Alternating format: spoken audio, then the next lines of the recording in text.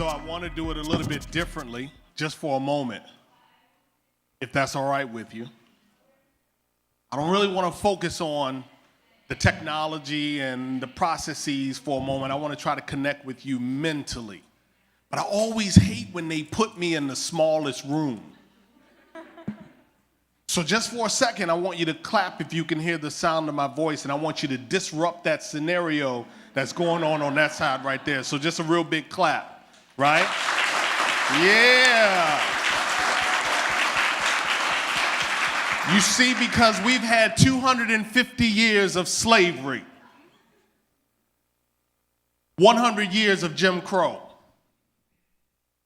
50 years of a civil rights era, 8 years of President Barack Obama, and we're still chasing diversity and inclusion as if we just getting started. Wasting a little time. Where's that little clicker thing? I need a little clicker or something. Somebody got it for me? Cool. You got it? Yeah, I need it. So after all of that, we're still chasing diversity and inclusion as if we are just getting started. And while the applause is beautiful, what I want is for you just for a moment to pause and understand how you play a role in this equation. Because what I firmly believe after 18 years of recruiting is that no matter what technology hits the scene, people do the best job of hiring people. People do the best job of hiring people. And so in the movie The Walk, which was based off of a true story, he did something in 1974 that's never been done. He scaled a tightrope between the two World Trade Center buildings, and he amassed a hodgepodge of people to make that happen. But for me, the most promising line in the movie is right up under that frame right there. And so I can't lie to you that I'm not disappointed that today we're still having the same conversation around diversity and inclusion. I'm not going to lie to you and pretend like it's okay for us to still be having the same conversation around diversity and inclusion. And here's the real big thing, is that if we've struggled to do it under nominal and optimal conditions, you know, where people walk into the office, they come through the door and they check in, they work inside of your facility. If we have struggled to do diversity and inclusion under optimal conditions, then how in the world are we going to do it when we are in this gig economy? When we have 40 to 50 million people working in disparate scenarios, virtually. So if you couldn't get the shit right when you had optimal conditions, then how in the world are you going to do it going forward? It causes you to not applaud, but for you to take a moment to pause and understand how you play a role in the solution. I need each and every person to play a role in the solution. Does that make sense? So here's how we'll do it. We all know that the shift is taking place in terms of demographics. We already know that. We know that by 2040, the global majority will really be the global majority here in the US. But what we also know is that the millennials are moving into the workplaces. And what's going to be most important in that equation is that we focus on how do we make sure we bring them in, every single person in, so that they can be effective. And it requires a transfer of knowledge, of networks, and of processes. Because there's not a person sitting in the room that's trying to build a company just for today. And it's the people in the room that work for instance, where we were Last night, we were right across the street from General Motors. Great General Motors facility. Stodgy, older organization. On a bit of a rebirth, if you will.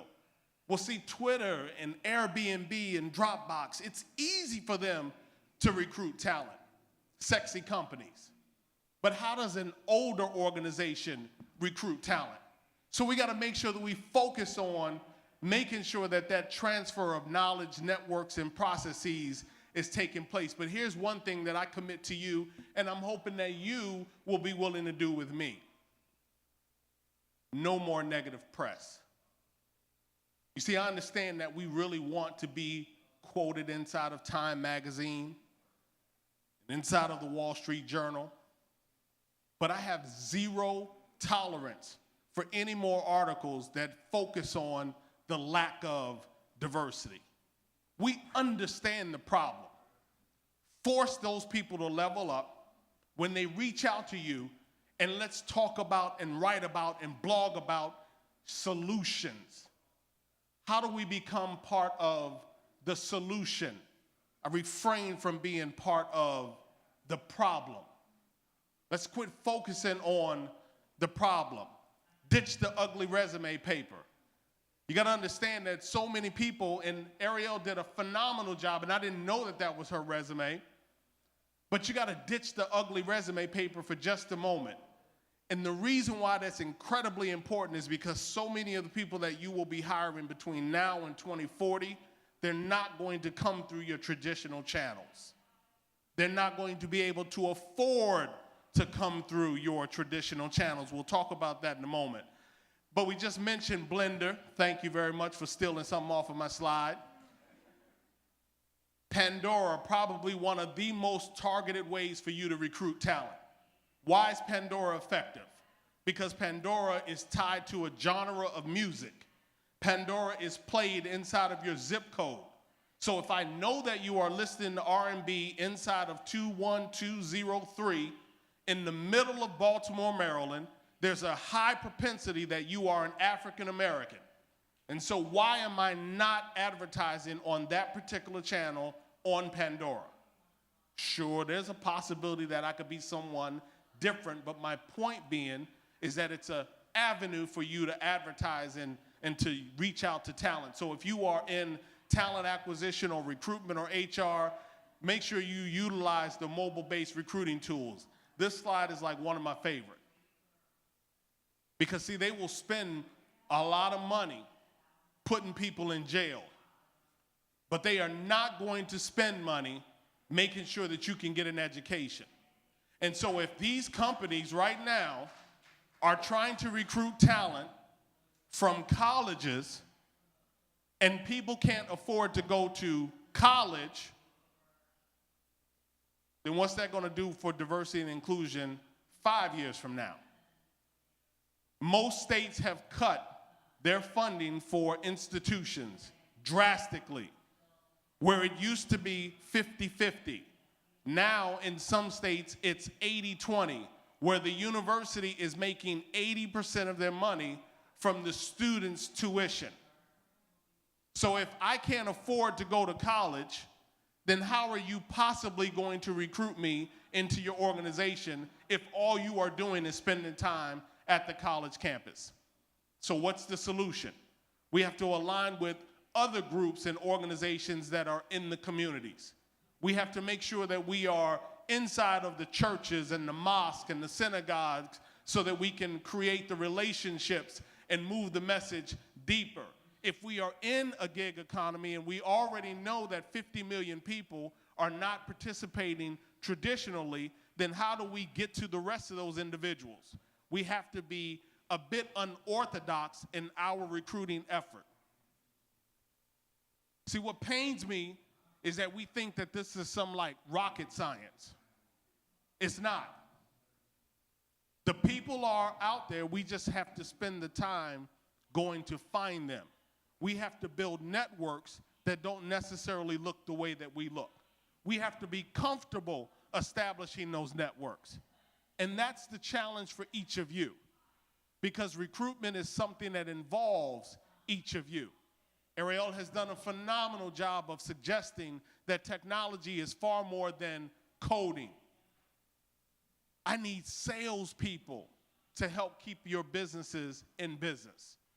I need project managers and accountants and lawyers to help keep your business in business. So I want you to think about how can we extend the network, move the boundary of all of the limitations that are preventing us from doing the work. Let me tell you, it really comes down to will. It's not about the skill, it's the will. Do you have the will to move the message of diversity and inclusion? This is not a hard thing to do, right? Last but not least, create some new relationships, and you probably are familiar with Project Include, which is doing some great work. I love Ellen Pio and Laura Gomez and Erica Joy and the rest of the young ladies that started it. I love what they're doing.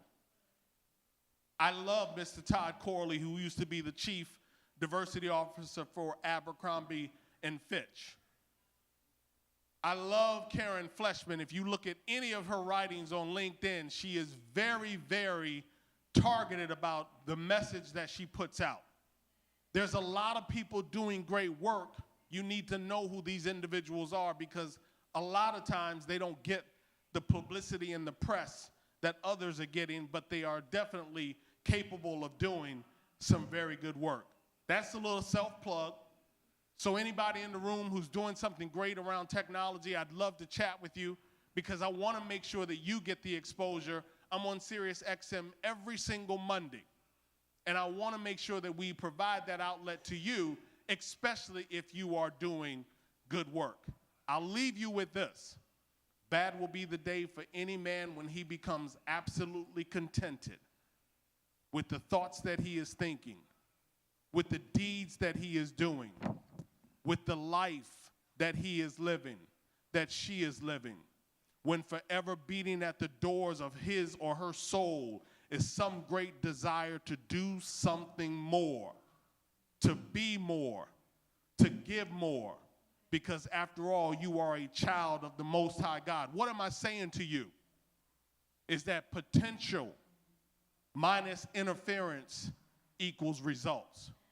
And so if we stop allowing the interference to get in the way, then we can do what needs to be done to move the message of diversity and inclusion.